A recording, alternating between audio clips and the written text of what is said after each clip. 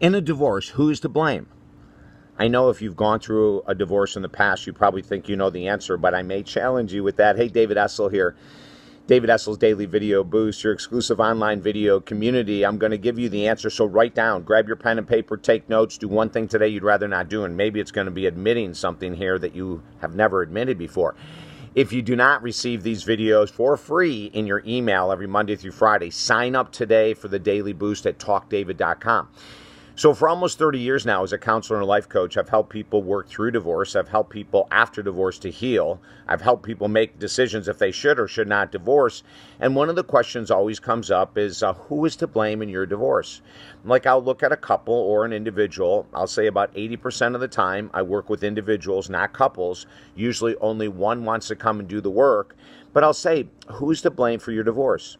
And about 99% of the time, the person sitting in front of me or who I'm working with via Skype or on the phone will say it's their partner. Because they cheated, because they lied, because they stole, because they have no interest in them anymore, because they've grown apart, because they spent more money than they should have, because. And then I'll say, what is your role? And they'll say, I didn't have a role. And then that's where the work begins. In 100% of divorces, there is an equal split of responsibility for the reasons behind the divorce. Now, if you're like me and millions of other people, when you're in the middle of the divorce, you're going to disagree with me like crazy. You may take your phone and throw it out the window of a car if you're watching me right now in this video, because who wants to accept responsibility? When you say they had an affair, I have a great story that we shared in our #1 best-selling book, Positive Thinking Will Never Change Your Life, but this book will, about a woman who came in and her husband was in an affair, and he had left the house. They had 2 kids. Well, actually, she had told him to leave the house when she found out that he had a girlfriend. So he lived in a hotel for several months. He saw the kids 3 days a week, and then I worked with her. For the first 4 weeks, she was extremely upset, obviously, wasn't sure if she should divorce him or not. And on the 4th week, I said, what do you think your role was in the dysfunction? What do you think your role was in that you had any role whatsoever in him going out and finding sex with someone else? And she said, absolutely not. So I gave her a homework assignment, just like we do all of our clients. The next week she came in and she sat down and she was crying hysterically before she could say a word.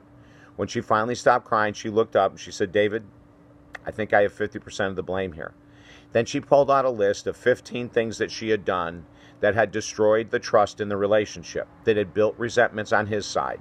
She had not been honest with him. She had been outrageously passive-aggressive for years, accepted things that he didn't say and said when she should never have accepted things that he was doing and saying. She took her role as a codependent and said, you know, I stuck my head in the sand. I played ostrich. I didn't do my part. I should have stuck up for myself.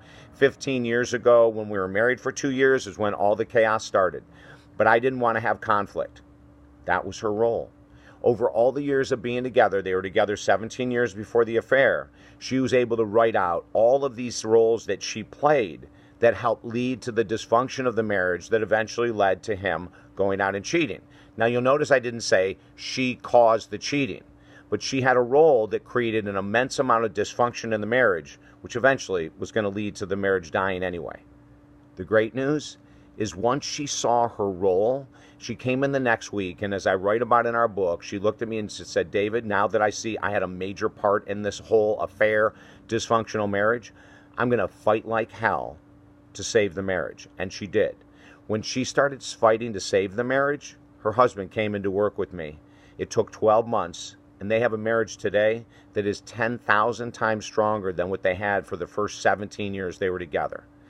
You see, it seems so easy to project blame, right? But when we really look at our role, especially the role of the codependent that wants to keep things underneath the rug, a whole new world can open up. Now, that might not mean that you save the marriage, but it will mean that you'll go forward smarter in love, and you won't let it get to this place in the future.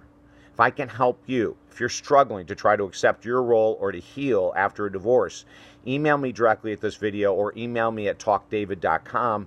You and I will work together. The worst thing in the world I ever see are people that come in 20, 30 years after a divorce and they're still filled with resentment against their partner. What that means is all the people they're trying to date along the way are only getting a piece of them. They've got too many walls built up. Don't forget to share these videos with everyone you know. We're here to help educate. They're free, for God's sake, right? Our goal is to reach over 2 million people a day and lift their spirits, and we're doing it. More information at talkdavid.com. Have a great day.